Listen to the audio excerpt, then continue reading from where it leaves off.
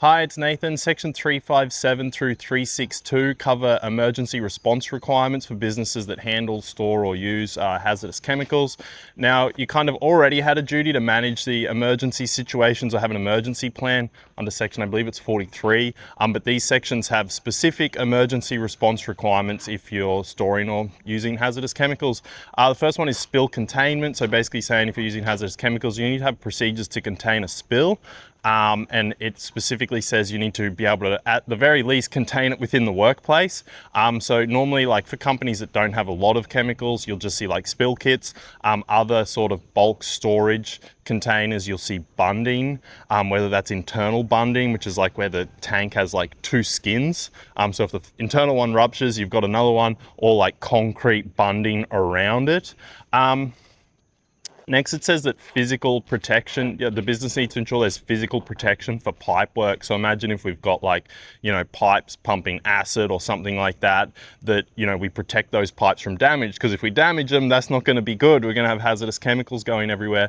Then it talks about emergency equipment, and it talks sort of about safety equipment, fire protection equipment. Main thing there is having firefighting equipment suitable for the chemical. So there's different types of fire extinguishers. The most universally useful one is ABE, but then depending on what chemicals, it could be foam or CO2 or water. And then safety equipment. Most common ones are PPE, and then like first aid, emergency response equipment. So things like eye wash bottles are kind of like a very cheap, easily accessible option, and then plumbed in eye washers, and then emergency showers. In the code of practice for emergency showers, there's like some specific examples of when you need to have them, and it's kind of like bulk handling of acids or transfer, or not just acids, but like hazardous chemicals that are going to damage you if you get it all over you, and only in specific situations like during transfer.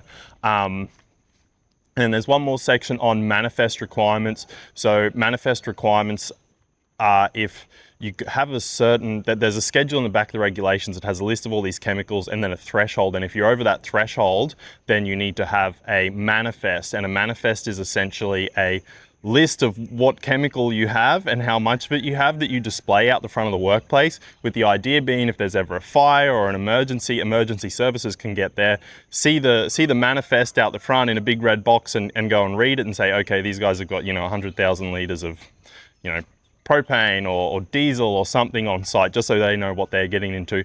And then so this section talks about the requirement to notify the regulator and emergency services if you exceed that manifest threshold. That's it.